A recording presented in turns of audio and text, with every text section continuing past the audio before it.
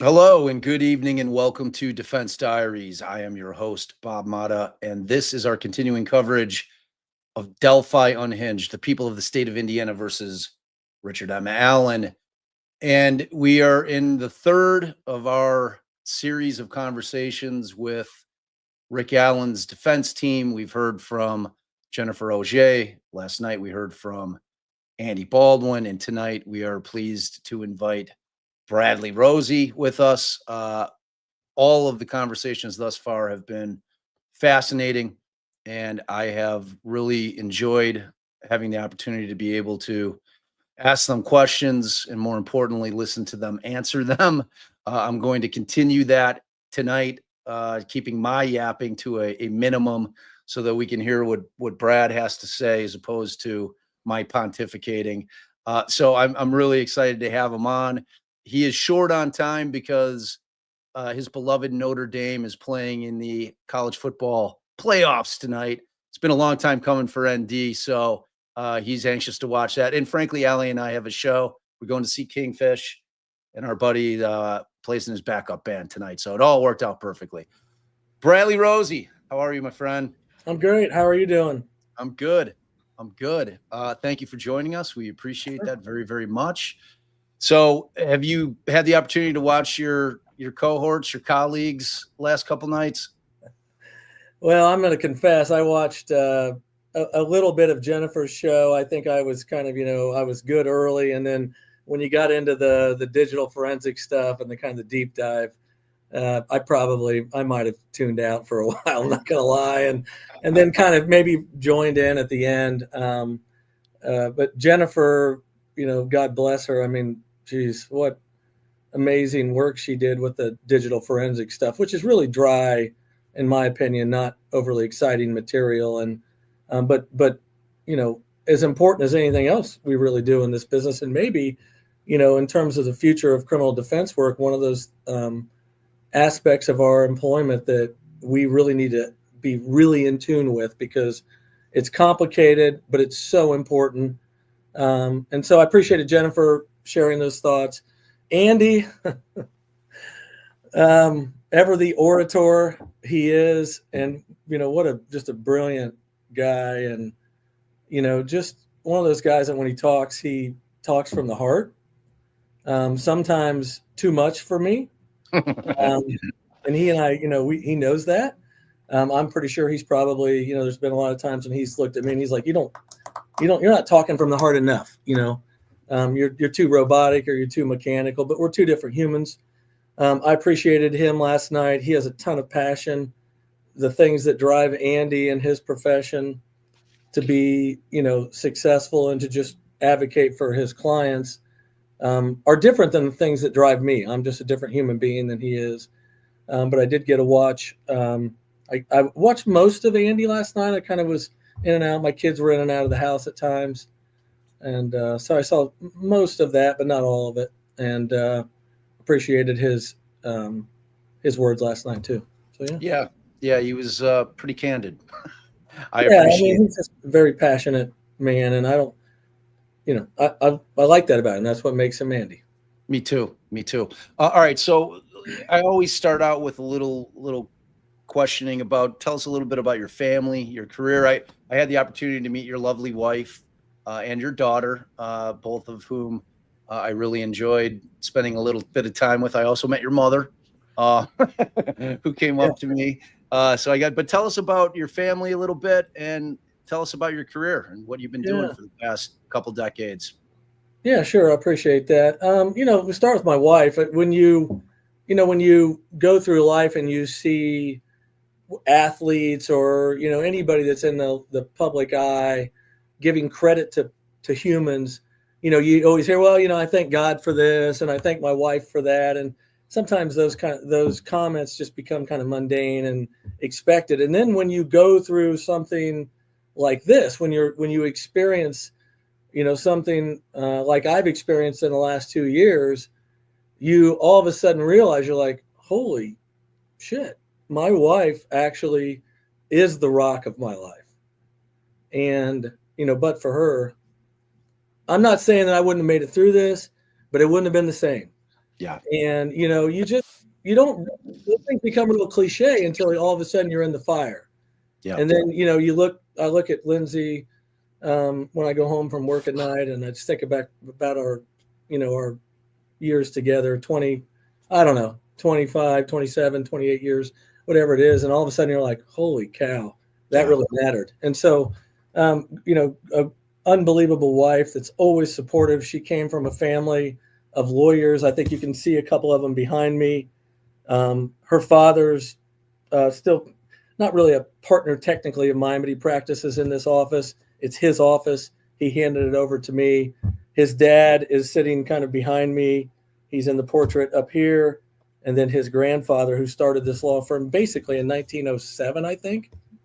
So we got a lot of heritage here and a lot of, family history. And my wife's a part of that. So she understands lawyers, which has made this a much easier process. But I love Lindsay, and she's my high school sweetheart, and it's going to be that way forever. I love that. Good. That's been good. Otherwise, I'm a small town lawyer. I'm not going to try to undermine my practice. I feel like we have a real robust practice here. I've got one other law partner. He's a brilliant lawyer, and he's much younger than I, but just a pleasure to work with. And we're like small town doctors. We treat the colds, we treat the flu occasionally. There's a pregnancy, and every now and then you got to deal with heart disease. And that's the practice of law that I'm involved with. Again, really different than what Andy does. Andy's what I would consider to be more of a specialist. People like to use that word. I don't know that it means much, but he's a litigator. He sits down and stares at files for long periods of time, and he's a project lawyer is the way I see him. And I'm more of a kind of a bump and run kind of guy. I do a lot more volume, and I think Jennifer Auger is very similar, her practice. And actually, we have very similar practices. We handle a lot of domestic stuff. We handle a lot of criminal stuff and some other stuff on the side. I'm a school attorney. I've been a school lawyer for many years, and I also represent a regional bank. So, those are kind of things that people don't really see. Yeah. That's how I make a living, and it's fine. I really love it. Yeah. So, that's really it. Yeah. And it's similar to our practice. When you're a smaller firm, we handled a ton of criminal, but we certainly dipped our toes in other things, and when you're basically like with Alice and I, we're essentially solo practitioners because we're one and the same. It all goes to the same pot. You know what I mean? But yeah, I'm with you there. And same with my wife, man. Yeah. I'm incredibly lucky because Allison's always the hero of my story. So before we get started, do you know how infamous your ties and apparently your socks are? Yeah, I certainly know now. I think Andy commented on this last night, but I really had very little connection. And again, I don't mean this disrespectfully, but I didn't have any real connection with kind of the social media side of this case, almost really until the trial. Bob and I had met one time at the Supreme Court hearing, right? Physically, we were in the same airspace. You went to lunch with us afterwards. I appreciated hearing lawyers' feedback from a lawyer more so than a lay person, and Bob offered that up.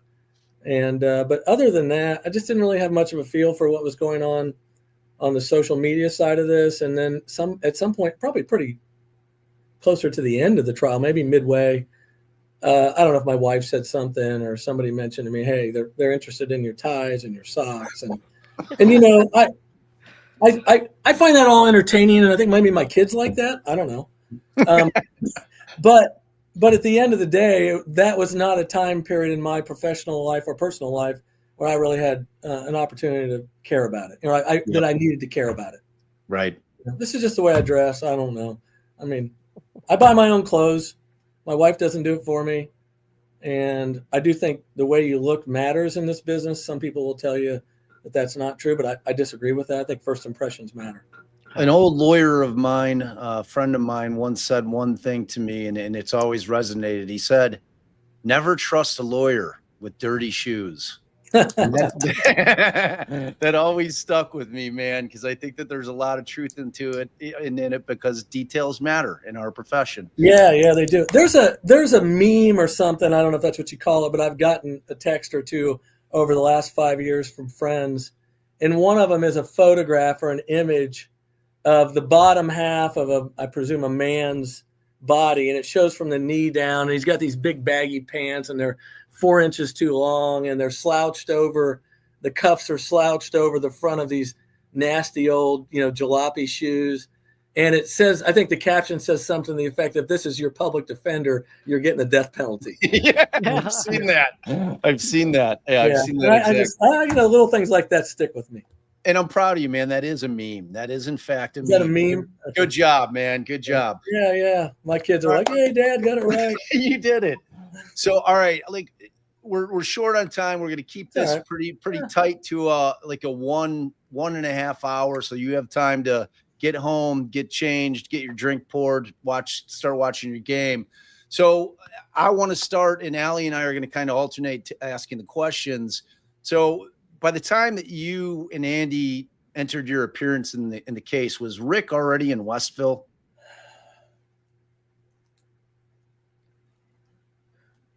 I would say, I think we entered our appearance in late October, and I want to say he went to Westville November 5th, maybe somewhere around there. So probably not. I would say he was in transition. He might have been in White County, headed to the RDC, ultimately Reception Diagnostic Center, but I don't think he was there yet. And let me just preface my comments tonight by saying this. Andy's way better with dates than I am. My memory doesn't work the same as his, so you're going to hear a lot of approximation and estimations, that kind of thing. We won't hold you to them, but I was shocked by he was like, was it a Thursday or a Saturday? And then he recalled which day it was, and then he did the same with the dates, and I was like, wow, no wonder because he was saying he's like an encyclopedia of music, like all the details, and he's got a mind like that. He has a brain. I think savant was the word that he used. Yeah. So do you remember when you first had your a real meeting with him outside of court? Was he in Westville or was he somewhere else, or do you remember? Yeah. So the first meeting was definitely at Westville, and I think I heard Andy kind of communicate some of that last night. We basically drove up to Westville. Westville's about 100 miles from me north, probably almost 200 from where Andy practices. And we drove up to Westville, and kind of the normal routine when you go to a prison. You go through the kind of the intake center there at the front, or the reception center, and you do they pat you down, and they're all similar, but they're also all different. Some of it just depends on the staff members that are working. Some of them are more detail oriented about security, and others sometimes are just more laid back. And it was a pretty normal circumstance. Drove up to Westville. I had been to Westville before, so that wasn't entirely unusual. But your impressions of him just personally, like when you first met him, generally, I'm not obviously asking for anything about his condition, his mental condition, just your impressions of him overall. Yeah. I don't know that I had any preconceived notions because things were moving pretty quickly. And I don't know that I really had a lot of time to kind of sit and reflect on what my expectations were. I'm not trying to get too deep here, but I think it was more of just very mechanical, which is kind of the way I work. Got in a car, drove up there. Let's meet the client, and you kind of stick to your routine because that's what's worked for me over 23, 4 or 5 years. And when I met him, I just remember, I think that my first impression to answer your question was, why is he so bound and gagged, if you will?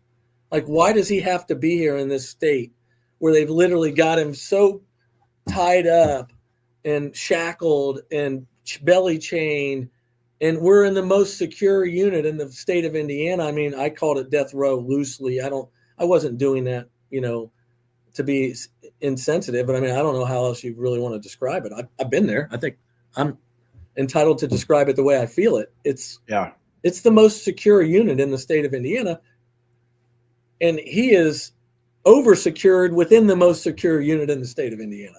Yeah. Andy's talking about the water thing. I remember that.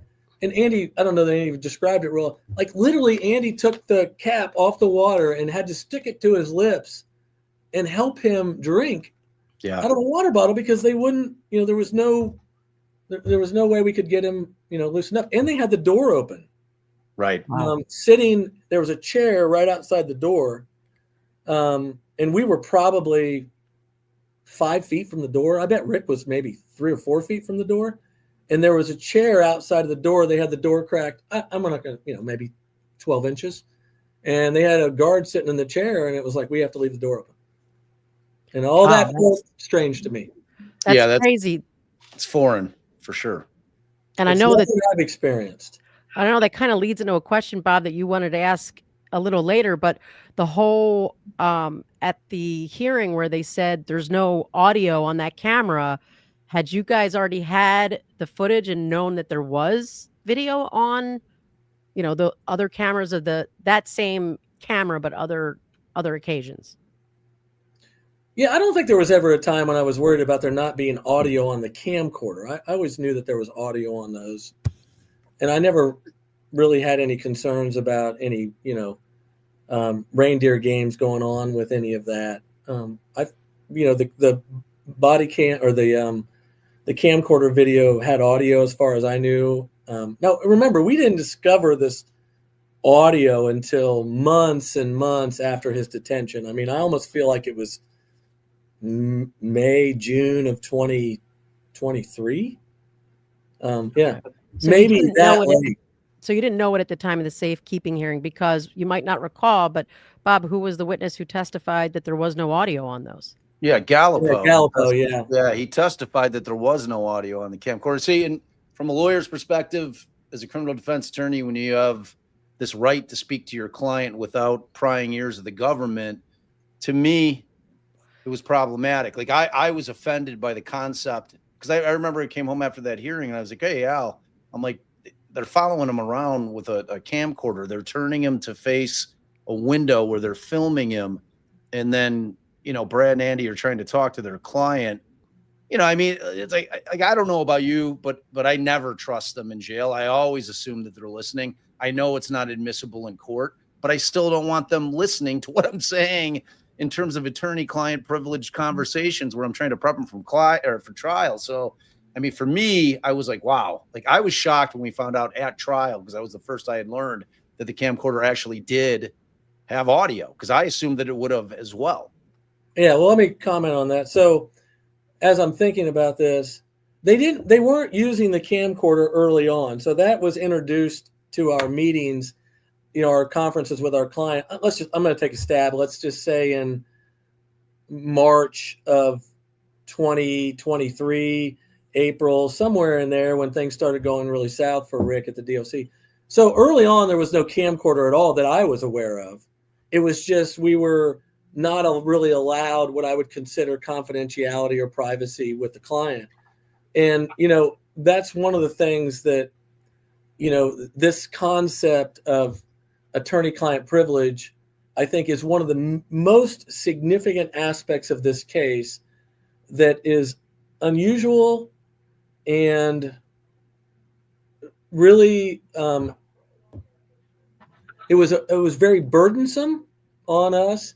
And it also is just very concerning that at really no point from the start of this case, from the start of our representation of Rick in, let's just say, October of 2022, all the way to the reading, to the judge sentencing him, did we ever really have any privacy with him. And just to give you the quick, because I do think this is a super important aspect of this case. And I think this will matter. I think this will matter at the appellate level. At the prison, it was always a door cracked, a guard on the other side, or if it was not that, it was a camera through a window with him faced in one direction or the other. There was maybe one time we met with him where the camera was in the window, but he might have been faced away from it. I think that did happen. And then as we were showing up in the courtroom, whether it be in Fort Wayne or in Carroll County, there were always guards, mostly prison guards. I think it was the CERT team or the special response team or whatever they want to call them at the DOC, that would transport him from these various facilities, either Westville or Wabash, to Fort Wayne or Delphi. They would literally put him in the shackles, the leg shackles, the waist chain, the belly chain, the box chain, all those kind of things, and the 50,000 volt belt around him. And they would throw him really honestly in the back of a shitty old cargo van. I think a couple, and I didn't see them, but I've been around the DOC before. I think one or two of them were literally cages. You've seen cages in police cars. Yep. And they would transport him 100 miles or 75 miles to court one way, or maybe from Wabash Valley, 200 miles to court in that condition. And then when they would bring him into the courtroom, I remember in Allen County, when we would try to talk to him, there would be 5, 6, 7, 8 SRT officers, all jacked up with the vests on and everything. And like literally we would have conferences with the client in the hallway in the corner while they were standing right behind us. Right. I'm not suggesting that these people were listening or cared about what we had to say, but I am suggesting that at no time was there ever confidence in our communications with our client. Right. And that continued all the way through the trial. I think Andy told you there were four sheriff's deputies, Carroll County sheriff's deputies, that were assigned to Rick throughout the trial that we met with in the basement. All four of those guys, I'd give them all fist bumps right now. I think they seem like all really nice guys. Yeah. Some of them are loosely connected to this community. I got no personal attacks, but it ain't right. It's not fair when you have to sit there and have conversations with a client in a trial of any circumstance or magnitude, let alone one of this significance, and you cannot share a communication confidentially. That does not ring well with me, and there was nothing I could do about it. I made requests, and nothing happened. It's a big deal. I mean, that was kind of my point. So, and I want to ask you this in terms of, before we move into the actual safekeeping hearing, which was really kind of your baby. You argued that. I was there when you argued it. But are you aware, as you sit here now, was there ever an actual safekeeping hearing, like a technical hearing? Or was this just an order that happened to somehow get signed based on Liggett going in and saying a few things to the judge, him helping him write some things out? Yeah. And do you know, was there actually a safekeeping hearing? Yeah, my understanding is, and I think this is accurate, that at some point shortly into his incarceration, the sheriff decided, at the time it was Sheriff Lesenby. Actually, he was the sheriff at the time. Sheriff Liggett was the chief deputy. And at some point they apparently took the position that we got to get this guy out of here. There's safety issues, whatever. And so there was a petition motion filed. And the judge that was sitting on the case, the elected judge at that time, just signed the order. It was basically just they filed a petition. It was stamped. The judge signed it and said, away with him. And I don't mean that insensitively. I think the judge was kind of like, this is a shit show. It's mayhem. And we just need to get him out of here because it might help the waters calm. That's my interpretation. But there was never any due process hearing with regard to him. And there is a burden in the statute. Right. The statute does require a burden to be met to put somebody in safekeeping. You can't just dictate somebody's detention circumstances. It's a liberty interest, right? Right. Like, it's foundational in our business. It's huge. That didn't happen. And then you can't ignore the end result of what that incarceration and the conditions of his incarceration ended up resulting in for the state in terms of his confessions and his treatment in there. I mean, you can't separate the two because it turned into what it turned into. The only question from my perspective, and I'm at liberty to say it probably more than you are at this point, is to me, after I had the opportunity at trial to watch the two interrogations, primarily the one with Holman, where he went really hard, read technique style, and Rick just wouldn't crack, even after they sent Kathy in, which, you know, he's always going to be at his most vulnerable when they're sending his weeping wife in to say, Ricky, did you do this? Oh my God. You know, they told me they have the book, and he still doesn't crack. You know, at that point, Holman's got to know, all right, man, like this dude's not giving it up, you know? So like where my conspiracy brain goes in terms of, all right, we need to extract a confession from this guy. We think this is going to be the best opportunity to do it. We're going to send him to, you know, just hell on earth, the most secure cell in the most secure prison in Indiana.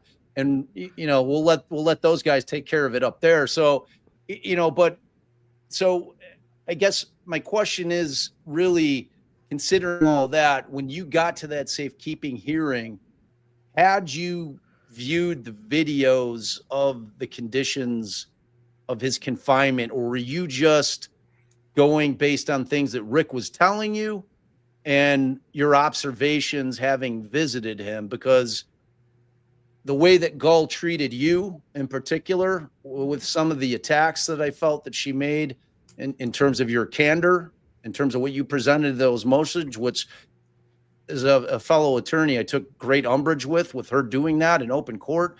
I mean, had you seen the videos yet?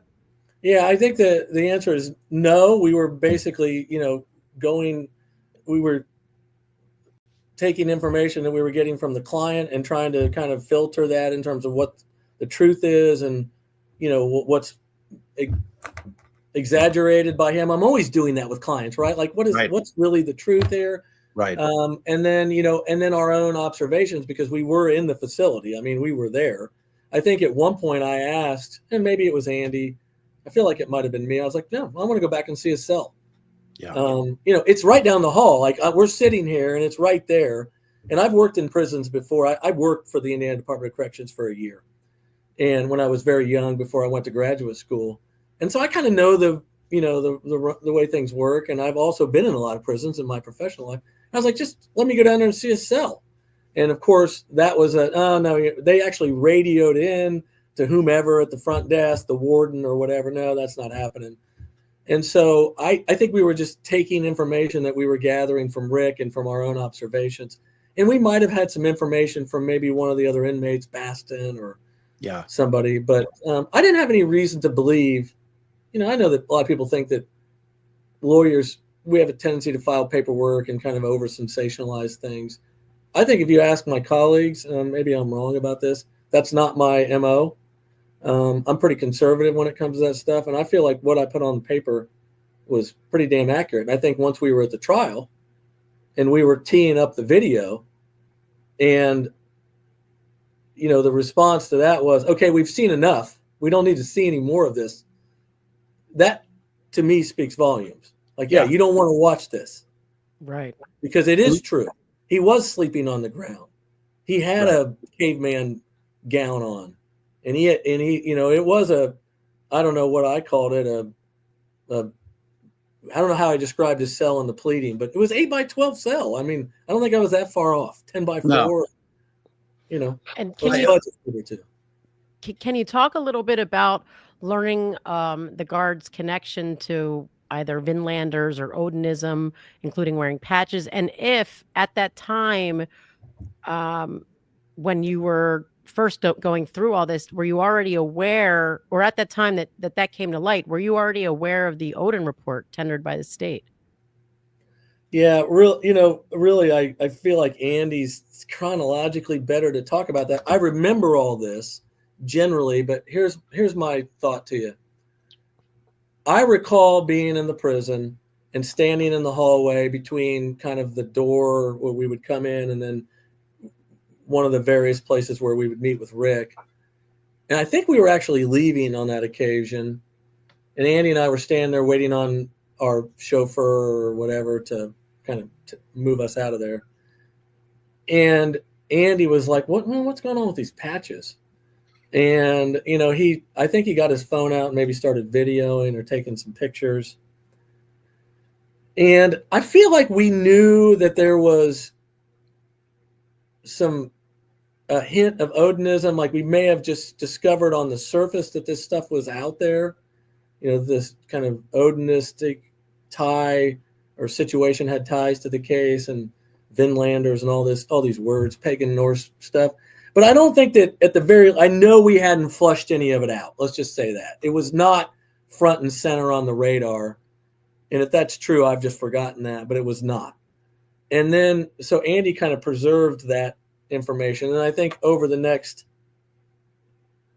several weeks and maybe even months, all of a sudden, as we dug into this stuff more deeply, it was like, wait a minute, this can't just be a coincidence. Like, I don't know how you can have a 12-page report from a police officer or an 85-page report from another police officer, or you discover hundreds of hours of work have been invested in some ritualistic killing that I had no idea even existed. And then all of a sudden you're in 100 miles north in a prison where it's the most secure facility on the planet.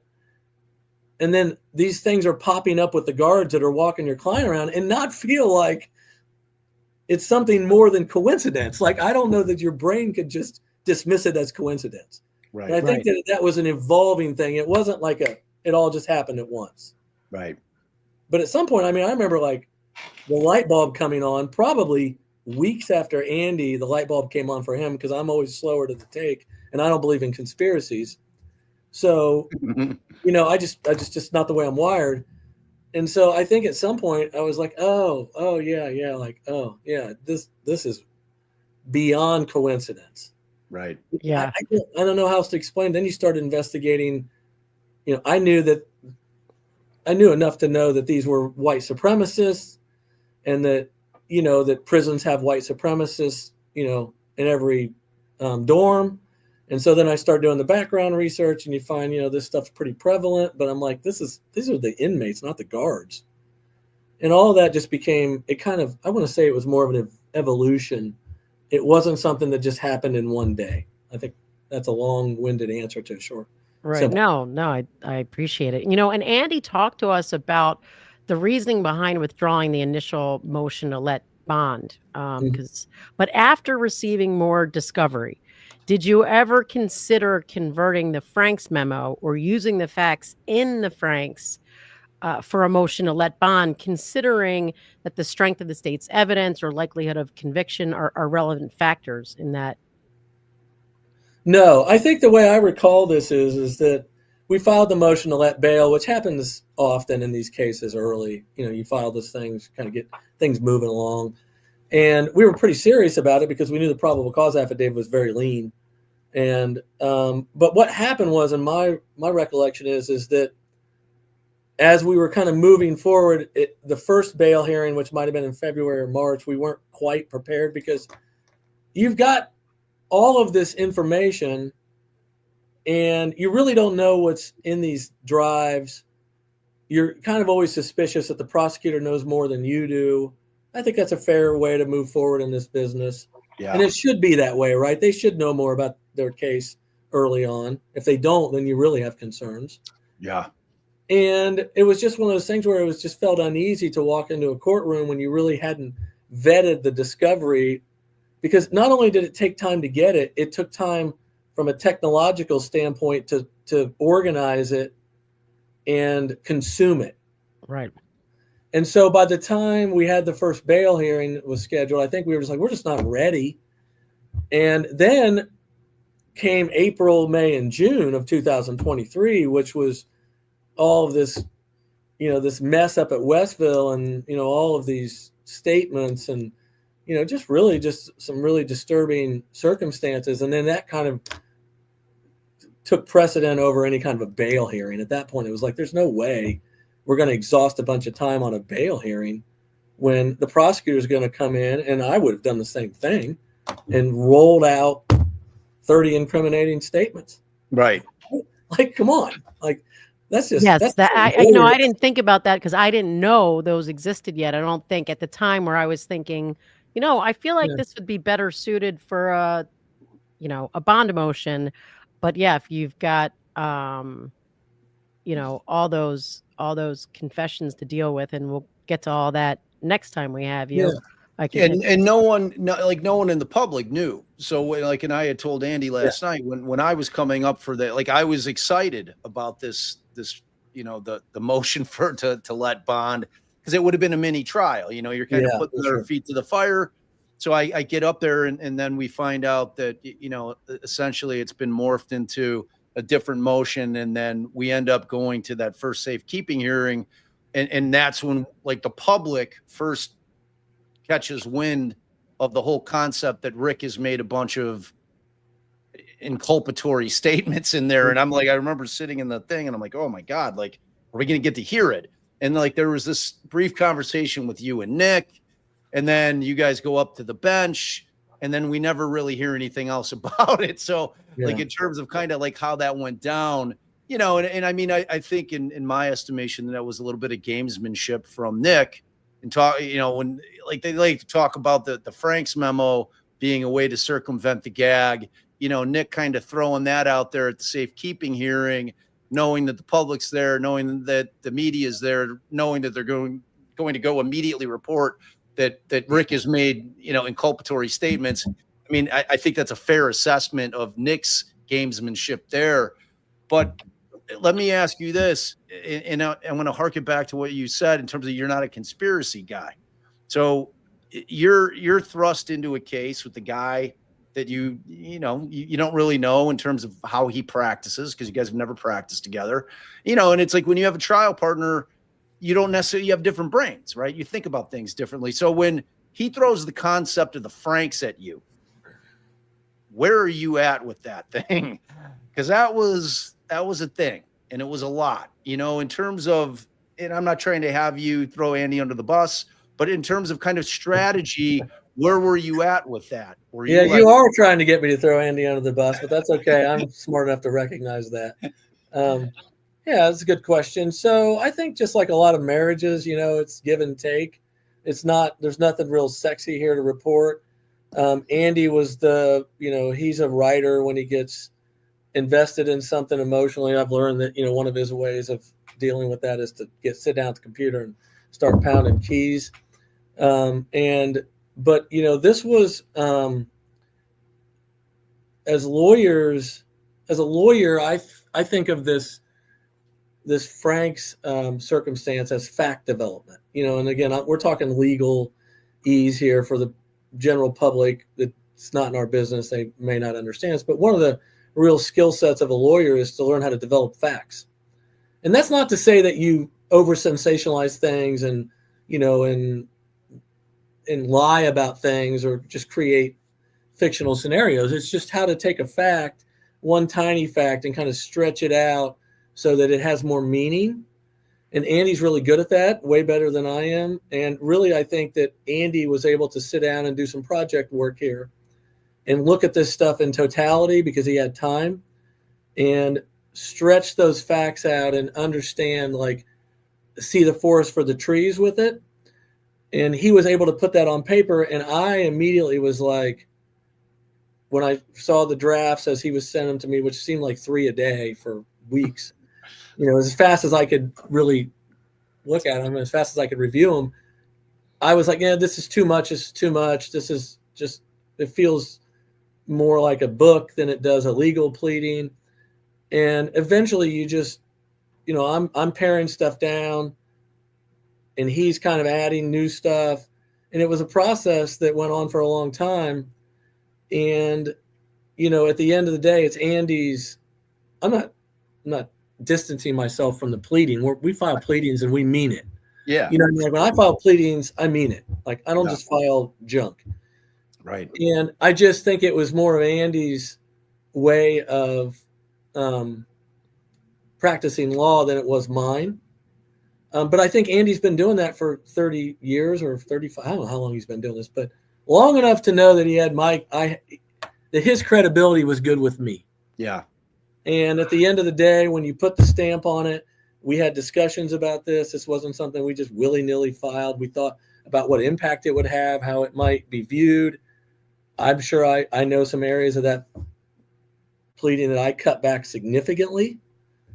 And you do things in life and you put your name on them, and I own it to this day. Yeah. So would we have done things differently? We can have that conversation maybe later or next time. I could probably give you a bullet point list of all those things. But that's the way it evolved.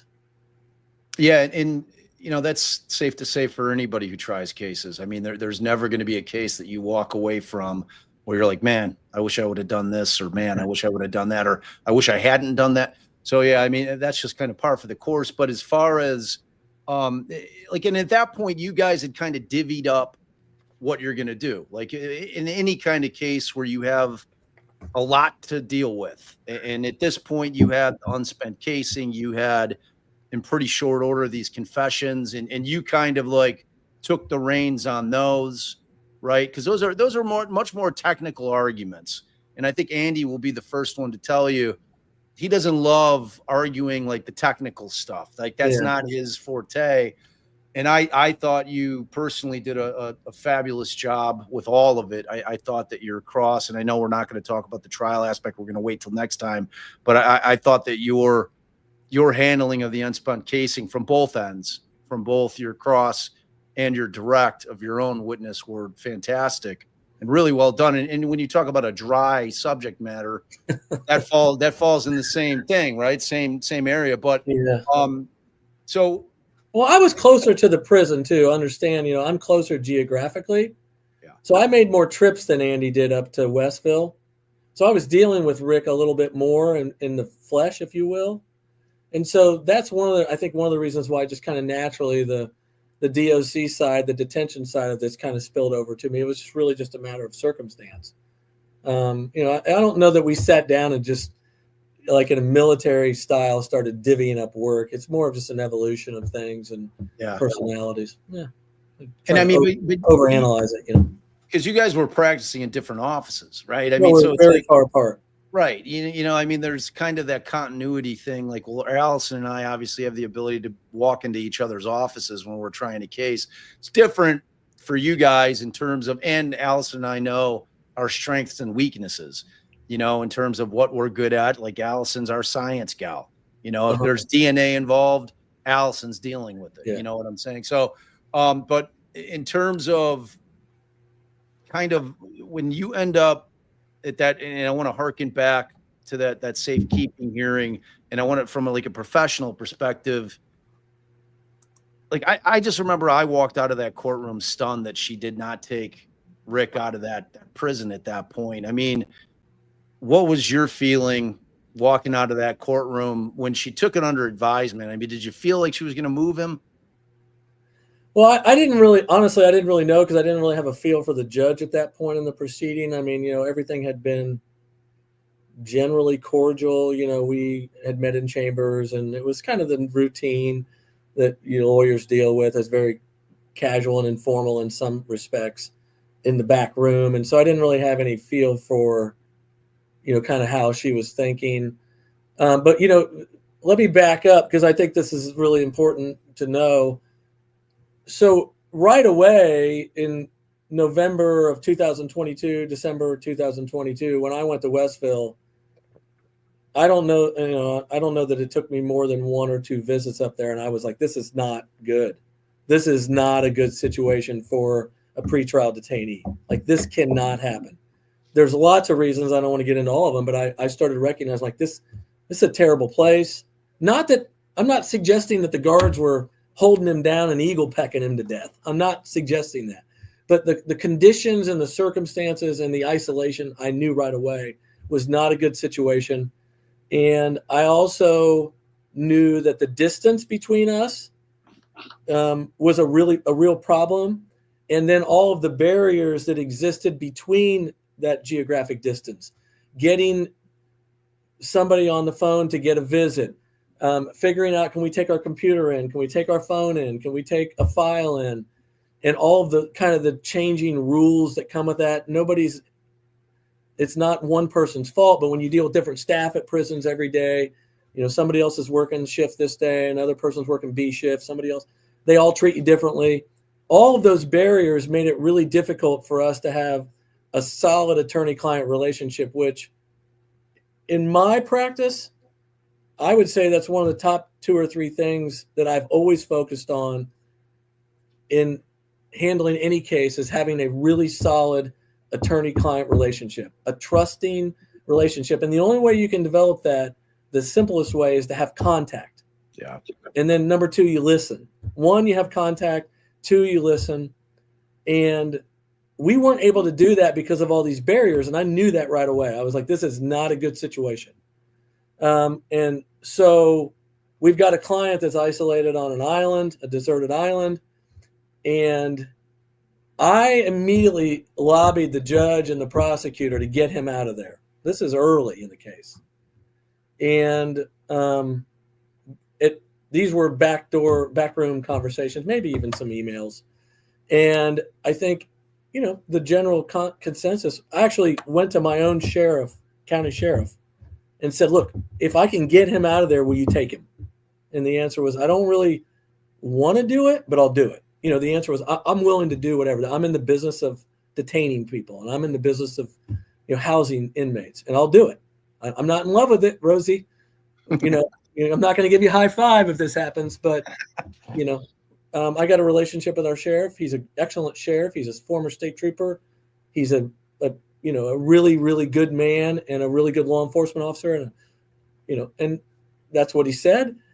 And so I basically went to the prosecutor and to the judge and said, look, I can get him out of there. I can get him into the Cass County jail. I can really literally see the wall of the jail from here. It's 25 yards from me, 30 yards. And everything was fine. The judge was fine with it. The prosecutor was fine with it. McClellan and I worked together way before this case, have a good working relationship with him. And then the next thing you know, I get the message, the sheriff's not really interested. He's worried about not being able to transport him from Logansport to Delphi, 15, 20 miles. And of course, immediately I'm like, whoa, hold on a minute. Right. You can transport him from Westville with a team of special response officers that these guys come out of their, bedrooms when their beeper goes off. You know what I mean? And, SWAT guys. Yeah, they're SWAT guys. And I'm like, you can, and armored vehicles and all this other stuff, but you can't move him 15 miles from Cass County come on. Right. And so that's when I would say that if there was a part of me that became conspiratorial, I was kind of like, this doesn't feel right. Right. So early on, this was all done. The foundation was laid to move him. And the judge, to Judge Gull's credit, she was not resistant of that. And nor was Nick, Mr. McClellan. He was not resistant of that. I think Nick was pretty much like, I'm going to leave it to the court's discretion. I don't know. He wasn't resistant. He might not have been ready to. Right. Yeah, but I mean, this was very early. And then I think, when I got this, no, I'm not interested because we can't get him transported 15 miles. I'm basically, it was like bullshit. I mean, that's what you say to yourself in your office. Right. Right. I'm not being insensitive. I'm just saying that's how you react to something like that. Right. And then that all of a sudden you've got this sophisticated or kind of complex system of surveillance set up that you learn about later. A dedicated trooper, in-cell video, camcorder video, audio, video on the lawyers, and they're monitoring his text messages, his tablet activity, his phone calls from the rec room. If he used that phone, his phone calls from the hallway when he got out of his cell. When you find out all of these things, and then they're isolating him so there's no human interaction other than, 4-time convicted felon next door who's raped and pillaged his whole life. That's his interaction, right? Yelling at that guy and that guy yelling back at him, you're a baby killer. Then all of a sudden you start to see the big picture and you're like, why would they want him out of there? Why would they want him moved? Right. Because and I think you had told me, I mean, coming into getting appointed on the trial, you were not, I would not consider you to be somebody who was digging into the Delphi case. I mean, you knew very little. Right. Very little. For as close as I am, I knew very little. And again, I know that we've made this clear. I've got a brother who's one of the chief detectives at the local post. So naturally, I'm kind of invested in the law enforcement side. A lot of other relatives in the police business. I was actually counting last night. I think since mid-1970s, there's been at least 5 or 6 Rozzi chiefs in this city. My dad being one of them. My stepfather, 40 years. He was a retired police officer whom I used to ride around in police cars when I was in middle school. When I got home from curfew time, I would call my stepdad and say, come pick me up. And he was a night shift lieutenant, and he'd pick me up. And so I was very in tune with law enforcement, but I was not in tune with this case. And I think it was just one of those things. It was like too much of this stuff when you're not working is not healthy. If I'm at work, that's fine. I'll deal with my clients. But when you're not at work, I'm not interested in consuming all this stuff. Yeah. It's not. No, it's not. And it's an interesting thing that I don't think that most people know about you. And so I was glad that you brought that up, that you kind of have some pretty deep ties with law enforcement, because just kind of the nature of way that this case evolved, it became pretty combative with law enforcement. So I think that people now have an understanding that runs in your blood, helps gives perspective. And I think perspective in terms of when you look at an individual, and all of us that do this job are human beings. And I think that when people that follow these cases, they tend to forget that, that you're a guy that's got a family and, a job, and you love both of them. And, so. Well, let me say this, Bob. There's one thing, when you hang around cops like I do, I mean, a lot of my friends are police officers. And, when you're raised by, I have an awesome dad who was the chief of police, and he's one of the most honest, best cops I've ever been around. My stepfather, man, Vietnam vet, he was a police officer for 20, 25 years and got in an accident on the job and ultimately retired, and was just one of those hard-nosed guys that went out and really just enforced the law and kept peace.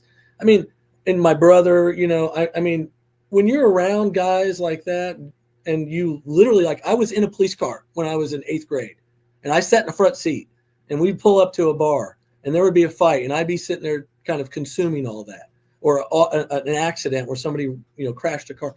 You learn really quickly what good cops are like and what bad cops are like. Yeah. And so over the course of my young life, I was able to really learn, okay, this is what a good cop does, and this is what a bad cop does. And then it translates into your work. For me, it was, I don't really have personal grudges against bad cops. I just want to hold them accountable. Accountability is really kind of the end game in terms of the way I practice law when it comes to the police. And I don't, have time to have personal vendettas against the Jerry Holmans of the world. I just don't have the time or the energy for that. But I do have the time and the energy to hold them accountable. And, I think that that's really kind of the crux of what we're hired to do by our clients and expected to do. I don't really have the energy to have personal vendettas against these people. They might think I do, but that's just not true. If you ask my friends, this is not the kind of stuff that we're talking about when we go run off to Florida or, out west or whatever, when we're doing things that are fun. I don't sit around and talk about this stuff. Right. Yeah. I mean, the way that I always put it in the simplest terms is one of our primary roles is to police the police. I mean, that's a good way of putting it. Yeah, that's a very good way of putting it. All right, Al, what do you got? Well, you had been talking about the motion to vacate the safekeeping order and touched on Judge Gull's comments about you, Brad, your candor with the court.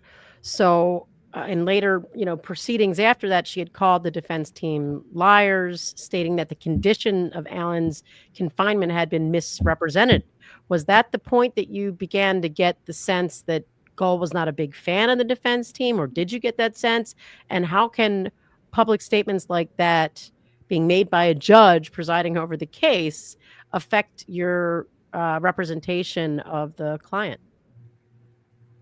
Yeah. Well, let's kind of undress that a little bit. So first, in terms of when I really started concluding that, she just was not a fan of ours and this was going to be a long uphill battle. Again, I don't think that happened in one day. I mean, when she issued the order essentially saying that, we over exaggerated, or whatever word she used. I don't know if she used the word lied, but maybe she did. But we misrepresented the truth or whatever. Yeah, that was definitely a blow. And I was kind of like, in my mind, I'm thinking, I definitely did not misrepresent the truth. If I went back and looked at that document, the foundation of that document is still, the pleading is still true. And there's video that proves that. Did we put enough evidence on to really prove our case in that safekeeping hearing? I'm not sure that I did. I take some blame for that. Like, I'm not sure that because everything was moving so fast that I could have done it differently. But, had I known the video was really there and we could have queued it all up and organized it and all that, probably would have done all that. But all that stuff was sitting in a hard drive somewhere, amongst 26 terabytes or whatever it is of other information. And I just, it was hard to marshal all that in that period of time and put it in front. But I am, in hindsight, I'm upset that I couldn't have brought home that point with some video, some audio, or maybe some witnesses, like some guards or something. I feel like I could have done a little better job of that. And I accept responsibility for that. That's when, so I was upset, but I don't know that I felt like we were fighting a losing battle at that point. I don't really think I felt like we were fighting a losing battle until, October 19th, 2023, the worst day of my professional life. And we can that's when remind people that's the date that the state that she sent the email about the third party, or is that what you're referring to? Well, I think it was October 19th when we were in chambers in Fort Wayne. The ambush. I call it the ambush. Yeah. And then, clearly once you go through that as a professional, I mean, if I walked out of there that day and then there was no doubt in my mind, I'm like, this is, this woman, this judge, this official is just, she's just not interested in us being a part of this, and whatever she can do legally and within her authority, she's going to do that. And I'm just on the other end of it. I mean, that's fine. Like, that's her job. I don't agree with her. But that's when I knew, I really knew, like, this is bad. This is really bad. We're going to have a hard time getting a fair shake. But it really did take that moment for that belief to really be solidified in my mind. Yeah, because I wondered, and from the outside looking in, and you're going to sit there in bed when you're like, after that happens that day, and you're wondering, well, like, she's not going to come out and say it, but was the Franks an impetus to that? Because she always adamantly denied that the Franks pissed her off.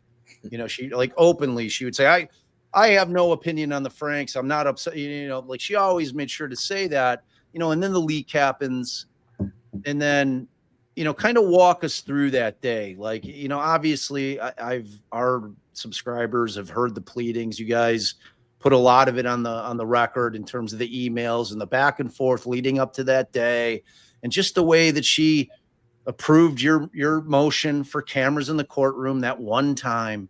Yeah. And, just walk us through that day, like, in what you're expecting. Well, actually walk us through the days leading up to that day. Like, tell us the story. Yeah, again, I'm going to be tough. It's going to be tough for me to remember the exact chronology, but basically the gist of it is that when the leak occurred, or whatever you want to call it, I don't really know what the right word for it is. The circumstance occurred. Andy I think Andy said when I was watching him last night that he reported to the judge, and generally that's accurate. But what actually did was called me, and he was like, "What? Listen to this, and this is what's going on, and what are we going to do?" And I said, "We're going to report it to the judge. Like that's what we're going to do." And I think I was at some point. I think I drove down to his office. I actually think I just drove down there that day, canceled my calendar, went down there. We were sitting in the office, called the judge, and I think that's when this conversation occurred about, well, this is disturbing and I'm not happy about this, which was natural, reaction to all this. And, I think that the prosecutor was more or less like, look, I think that, recusal might be, the attorney's recusal might be the best approach. I don't remember what words he used, but he insinuated that clearly. And then basically she teed up a hearing. And so then you're in a 2 or 3 or 4 day, maybe a week-long period where, one, we were trying to figure out what actually happened.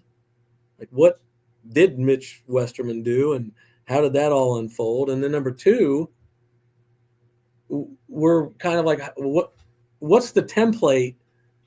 What are the ground rules for a hearing like this? Like, what are we going up there for? Right. And, like, is there an allegation? Because there's no pleading. When I've a couple times, even just maybe in the last year or two, in civil cases, I file motion to disqualify a lawyer on the other side because of an apparent conflict, whatever.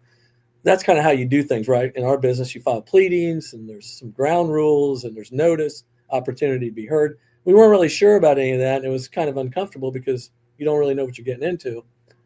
And so that was really my recollection of how we were feeling, like, what are the ground rules? Right. And so then, you get in the car, I drive an hour north, Andy comes from his location a couple of hours away, 2 or 3 hours down south. And, you get to the courthouse and, it's, I think maybe, I'm not really sure how we ended up in chambers. I don't remember exactly, but you end up in chambers, which was not unusual in this case because the judge was meeting with us in chambers previously. And then at some point you realize, there's a plan here and there's an intended outcome and we can't really dictate what that is. And it was the worst outcome, in my mind, in terms of our client's advocacy, what our client was going to get in terms of advocacy. And it seemed pretty clear to me that was the case. Just like in any circumstance, like, can we have a little time to digest these 2 terrible options that we've been given, Right.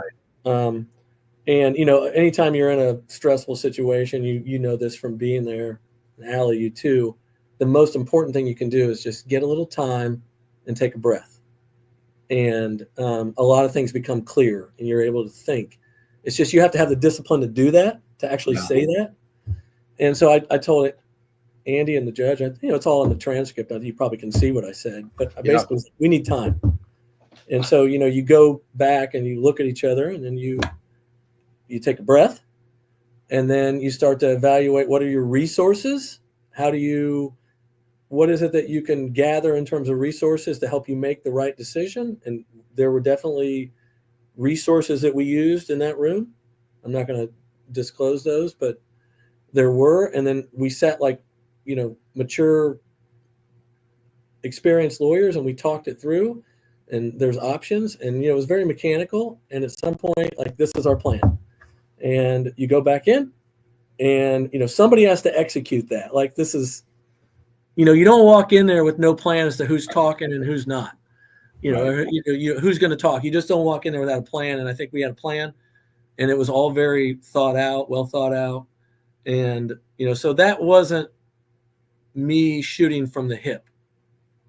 What's in the transcript is not me shooting from the hip. That's me just kind of talking through our approach. And Andy was clearly on the hot seat, right? I mean, look, we all knew that. Right. Because I'm not distancing myself from any of this really because I don't need to, but I have no geographic connection with what went on down there with that. I have no personal connection. I've never met Mitch Westerman. I don't even know who these people are. If Mitch spit on me today, I wouldn't know him. Right. I've never seen him. And, so it was obvious that Andy was the one that was kind of on the chopping block. But when the proposal was made to to separate and kind of, make, kind of a civil resolution where one will go and one will stay, and that was immediately rejected. It was like, okay, this is clearly, there's an intended end to this, intended goal here, an intended right. goal. And I just think at some point it was like, okay, now it's time to make a record. Lawyers make records. You learn that early. They tell you that in law school, and you don't think it's important. And then for the first 10 years of your career, you're told that, but you really don't do it well. And then at some point, you're like, oh, yeah, making a record. That's so true. And it's also a way for lawyers to kind of, low key say, all right, judge, shut the F up. I'm gonna take the floor regardless. And you just say, I need to make my record. There's a power dynamic there that's obvious. But in our business, we have the right to do that. And most judges, even in the worst of times, will even when they don't want to, will let you do it, right? Like you grin and bear it. But in this case, because we were in chambers, things were a little different. And I think I remembered saying, it's time to tee that recorder up. Like that recorder needs to be on.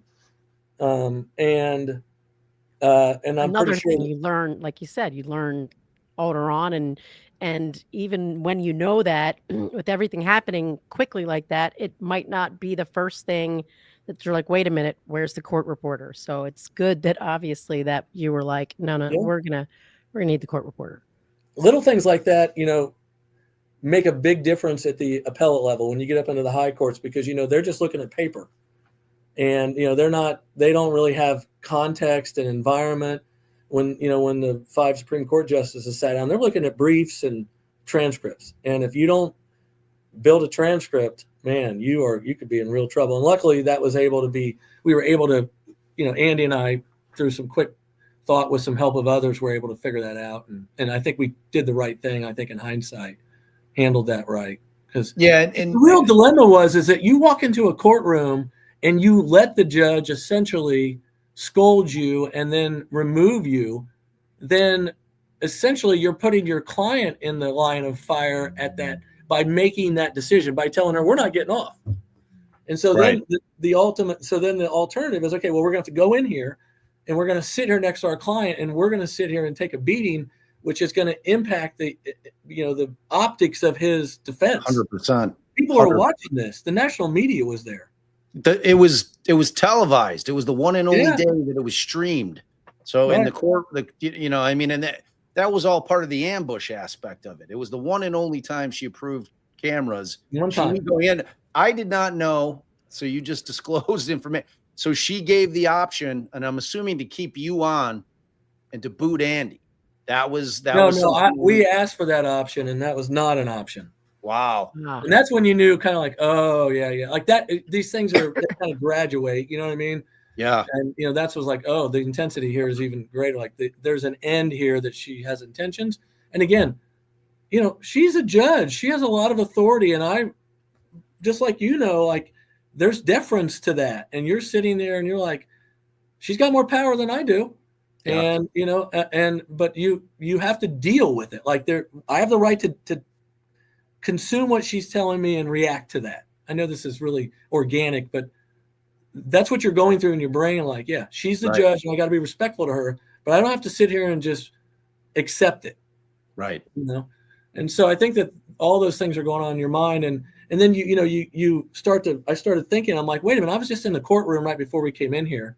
And I'm looking, and I'm like, we get the table over on the side, which is fine because that courtroom, that's the way it was laid out. But the whole damn state police force is sitting right behind me in the jury box. Right. Right behind my client is, the entire state police force with all the law enforcement guys and sheriffs in their uniforms. And it's just a very, I don't want to say intimidating, because I'm not really intimidated by it. But if I were Rick Allen, I would have been very intimidated by it.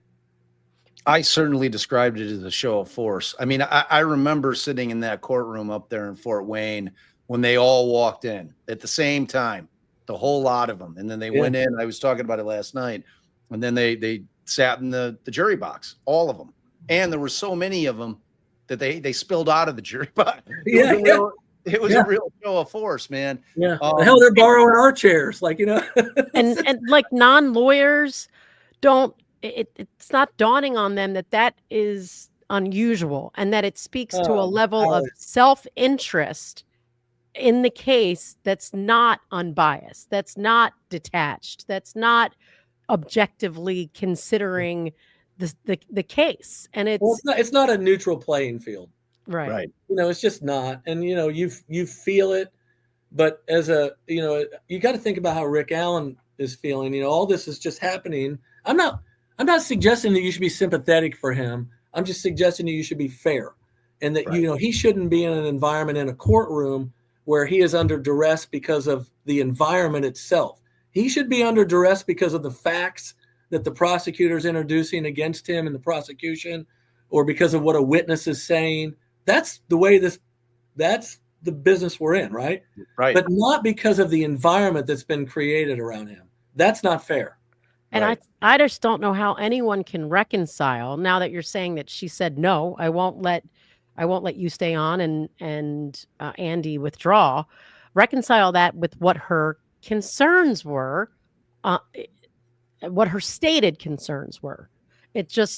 Those two things don't reconcile, because like you said, you were detached both geographically and personally from the entire thing. And it speaks volumes to what was the real, intent, what was really the motivation. As I sat and we were covering it pretty heavily, and I mean, we essentially just read the pleadings. You guys would file stuff, the state would file stuff, I'd read the pleadings, I'd explain it to the viewers. This is what this means, and I couldn't help but think, and I would say it privately to Allison all the time, I'm like, man, she hates that Franks memo. Like, she hated the concept of the Franks memo, because you have to think, if the Franks memo doesn't exist and the leak happens, I mean, does it go from 0 to 100 like it did, in terms of her next move is to say, I want you guys off this case? Yeah. I tend to think probably not. Yeah. You know what I'm saying? Yeah, it's a but-for analysis, right? I mean, exactly. Yeah, I'm not going to get into, opining about her opinions and intentions. Like, she's a judge, and clearly we had differences, and, and I'm willing to stand my ground, and especially, to the extent that it benefits the client. Like, that's the most important thing. But I'm not going to get into kind of opining about what her opinions were. I have an opinion, but it's not the proper time. There might be a time down the road. She was elected by, the citizenry of Allen County, and she had a right to be on that bench, and she had a right to, make decisions, and she made her own choices, and I'm willing to deal with them. But I don't think that my opinion personally really matters. And after plus, this, we're never going to know what's in her brain anyway. No. You know what I mean? It's all you can look at is her rulings and the way that she operated, and that's what you have to deal with. And I mean, at this point, the appellate court's going to take a look at it, or post-conviction, or wherever it falls in, and we'll see where that lays. But go ahead. I was just going to ask if after that, it did many Indiana attorneys come to, I say your defense, but sort of reach out, speak up? I mean, I know it ultimately led to the Supreme Court filings, but were you hearing from either the defense bar or local lawyers? Yeah, there was a lot of outreach. I had, just be honest with you, I mean, I had prosecutors pulling me in their offices. I've had judges pull me in their offices and, be supportive, and, like, what the hell's going on up there? What is actually going on? I even had judges communicate with me that were very close to that scenario circumstance up there. I don't practice in Allen County, by the way. It's about an hour from here, door to door from here to the courthouse, is probably an hour and 20 minutes. And I just don't go up there much because I just don't really care to. It's not really efficient, in terms of kind of from a timing standpoint for me to go up there. But I had people from up in that area, like, that communicated with me. Lawyers, that one lawyer rounded me up on the doorstep here of my office and wanted to do some CLEs to try and raise some money to try and get us back on the case.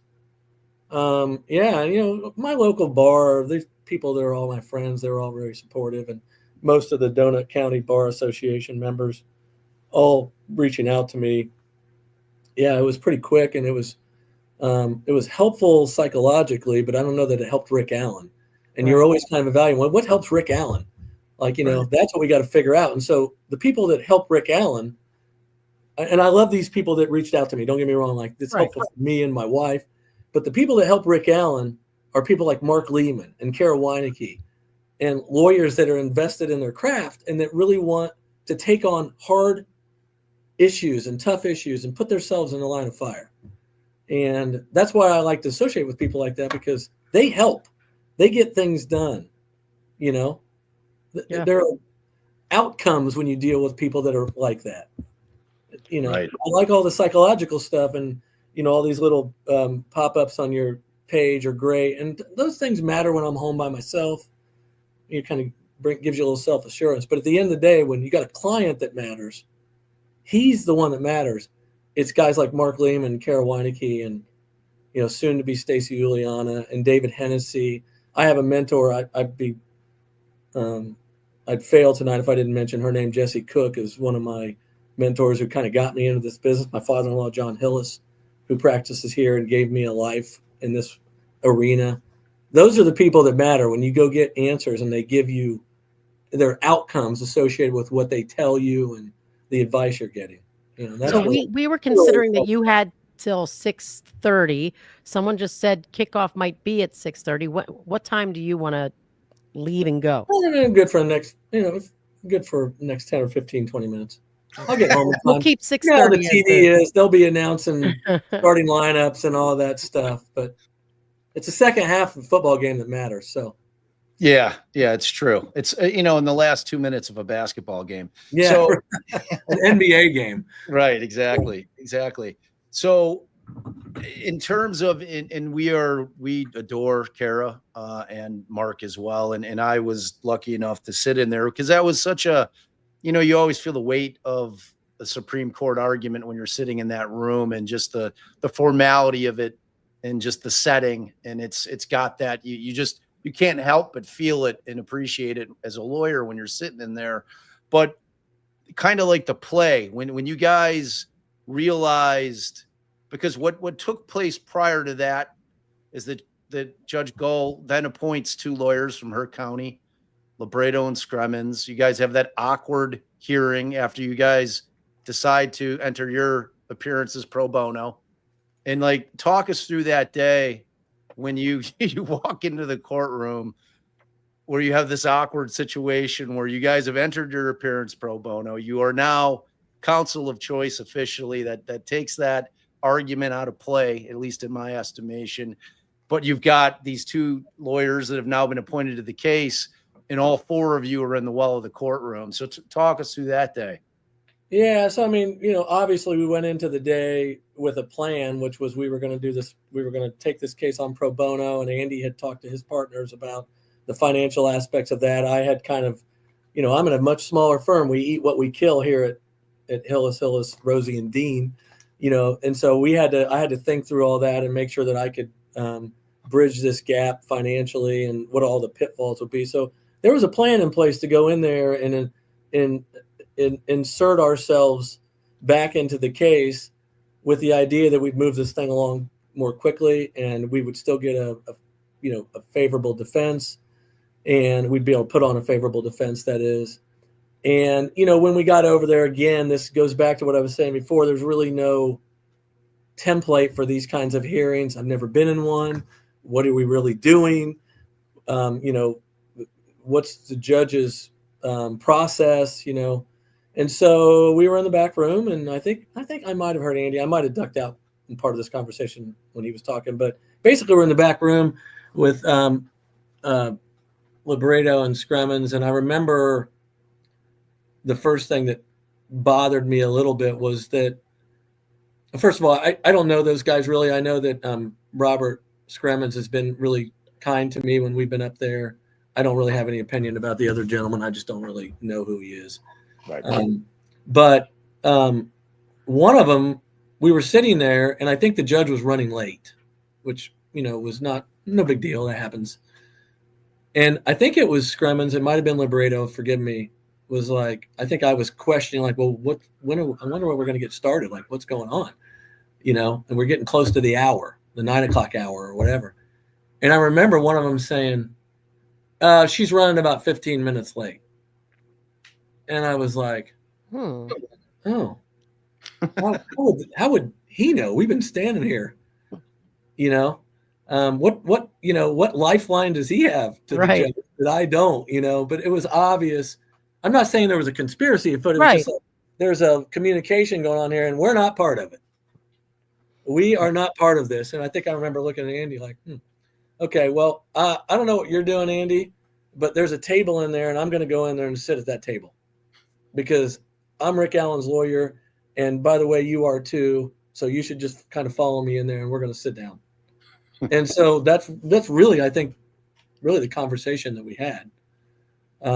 And so we sat at the table, and the judge did kind of what I kind of was expecting, and was kind of looked over the top of my short 5'9" frame, and or kind of around me, or however you want to call it, and it really kind of played out like I kind of thought it would, which was she was invested in us not being a part of the case. She had committed to that when I was in her chambers, and I saw her notes that she had prepared in advance of us being there. I knew that from the beginning, and I respected that she had an opinion about that, but doesn't mean I have to agree with it. But that's just the way it was going to be. And so it wasn't a real shocker when we walked out of there and we weren't his lawyers anymore. Right. So I always wonder, because Alice and I, again, privately were thinking that was exactly the move that you guys should have made, which if you were willing to do it, and I'm glad that you kind of got into the financial sacrifice that entails in terms of, and that it's not only up to them; they've got firms. Well, exactly, and it's a huge ask for everybody involved to take on a case like that pro bono, with no guarantee that no matter what happens that you're going to get paid. If you say you're doing a pro bono, you're not getting paid, so you're doing it on the arm. But in terms of strategy, at that point, kind of now that you've disclosed that you weren't surprised that she said, you know what? And what she said to Rick Allen that day, I'll never forget, in terms of you guys not being able to represent him, like her little speech, her admonishment to Rick Allen. I just cannot do that to you, or whatever. Whatever. It was intense, man. But going into that day, was the thought at that point that you guys would end up filing the writ of mandamus, or did that develop afterwards? No, I think that I feel like that kind of developed afterwards. I think that, it's one of those things like, okay, now that we know the outcome, which is we're not part of this anyway. I mean, there's no way we can be part of this because we basically volunteered our professional lives, to do this. And she said no. And then I think we just got on the horn with, again, people that are able to frame these issues and understand them in a little bit bigger context. Dealing with the high courts, I don't do a lot of appellate work. I used to when I was younger, just don't really like doing it. And dealing with the high court is always just a whole different song and dance. There's a lot of dynamics with personalities that you got to understand, that I don't run in those circles and I don't follow their rulings really that closely. And it was just one of those things where it's like, we got to get advice from people that are smarter than us in this venue. And, that's what you get when you partner up with a guy who's, been doing this for 30 years. And he has Andy Baldwin has resources, which is the main reason why I think that he kind of was referred to me in the case. He had resources and he has connections and he has, more than I do. I mean, I've been around, and Mark Lehman is a friend of mine. Like, Mark just practices right around the corner from me here. We talked at lunch the other day for 25 minutes at the deli. And so I do have some resources too, but when you have a guy like Andy Baldwin in your corner, you have resources. And that's what you turn to. And I just want to explain for people listening that when you speak about knowing the personality of the judges and that you're not up on all of their rulings, what Brad's talking about is that lawyers who practice in front of the Supreme Court a lot, they know what each judge is looking for. They know what their mindset is. They know what moves them. So that kind of thing is very important when you're going in front of the Supreme Court, to kind of have an understanding of who's more conservative, who leans this way, what type of rulings have they made. So yeah, I just wanted to. Yeah, you know that these Mark Lehman can sit down and talk to you about the track record of any one of those justices and kind of what their professional track record is in terms of, their mindset about certain issues, and tell you this is where Justice Slaughter's gonna be on our side, or he's going to feel more closely connected with our arguments. This is where he's not going to be. Like, that's the kind of advocacy you get from skilled lawyers. There are lawyers that go in front of the Supreme Court routinely that don't and cannot do that. Right. And I had reached out to Kara, like, once I found out that she was, I don't know if I think she filed a petition early on before like an actual motion. And I was like, well, are you guys going to assert that she had no right to remove them once they entered their pro bono appearance? Because in my mind, that one was black and white. Like, there's zero question. I also felt very strongly that you should have, as they did win, that it was a winning argument that you're entitled to continuation of counsel of choice when they're appointed. And she's like, we researched this very well. We don't want to give the judges an out, and we're confident that we can get to it without relying on pro bono. And I was like, all right, good. I mean, there was a lot of research that had to go into all of those decisions. So yeah, you're between you and Andy, the resources helped your client very much. Yeah. Well, I mean, obviously we're in a bad situation because we have a guilty verdict, and at the end of the day, the scoreboard doesn't look good. But the process in our business matters, because now we have this nice record.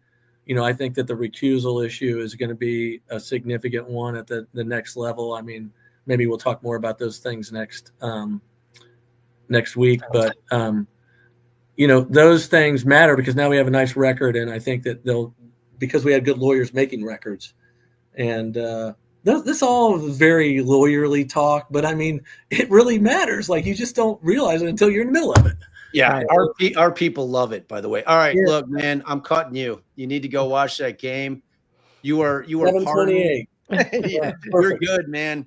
So we'll plan it, and you guys, I think you guys are all hanging with Lawyer Lee on Friday. Y'all make sure you go check that out. I'll hit you up. We'll figure out next week, man. Go ND. Go Irish tonight. Yep. We're going to manhandle these guys. I feel it. And if we don't, then I'll own up to it, just like I would any other, fault in my life. But you guys, thanks for your time and your advocacy, and everybody have a good, safe night, and enjoy the game one way or the other. Enjoy your music, your concert, and we'll talk to you guys next week or maybe the week after. All right, brother. Be Peace. good. Sounds good. Bye. Peace. All right, guys, we're going to quickly thank you. I did try to get almost all of your questions. And just so you guys know, we knew that we had to split it up. We kind of warned you that we were going to have to split it up. So like today was a nuts and bolts. We're going to get into the trial stuff on the next live with Brad, where we're going to get all those questions. Look, we've seen all the questions. We know, because of the way that the trial went down, and because that's what most of our viewers are acclimated in terms of watching these cases develop. You're mostly trial people, right? So like we hope that you find these kind of procedural and pretrial shenanigans and the maneuvering that goes on in a case interesting, because we do. But the next time that we're up, we're going to get into the nuts and bolts of the trial. Brad obviously handled the confessions. He obviously handled the bullet. And those are all going to be things that we're going to hammer away at the next time that we sit down with him. So just know that that's coming. We'll keep you guys up to date as to when that's going to happen.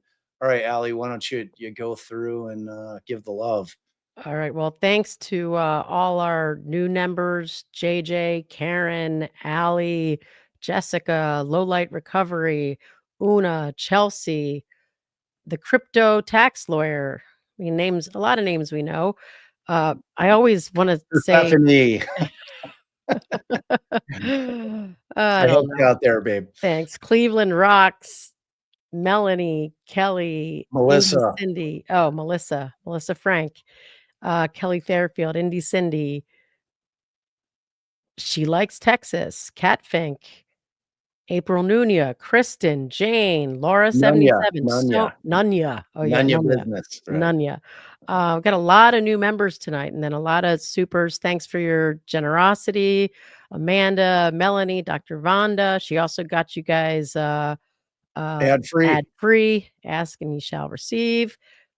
Snaggle Mama, Christy Stylo, Chelsea, Rochelle, Arlene, Catastrophe. I'm like thinking about when we've got to leave in traffic and I'm rushing. I don't know. But there was one that I couldn't ask that I was actually looking to comment on. I think this was it. About the Chief Lamar lied under oath. I know he was reading the comments. I don't know which ones he got, but thank you for all your generosity, Jamie, Kathy, Jen, Debbie Richards, more new members, Jessica, Indy Cindy. And this will be something that we can circle back to on the next one because that was a plan, specific sort of trial things to talk next time. SLO, Jessica, Debbie, and Larissa. And Persephone. Thank you all for your generosity. Thank you, everybody. And we will see you next time. Thank you, guys. We adore you. Thanks for hanging. See, it went fast. It was an hour and a half, but it flew by. Like these things just take 3.5, 4 hours to get it all out there. So we love you guys. We adore you. Thank you for hanging. We look forward to getting Brad back on. And I might come on tomorrow. There was a case that happened today. It was the Slender Man case, which is an unusual case. And there was a development that happened today. So I might do a live tomorrow. Hopefully Allie will join me with it, but I'll keep you guys updated. We love you. In the morning. Y'all, I just be an old man talking about a lot of cases.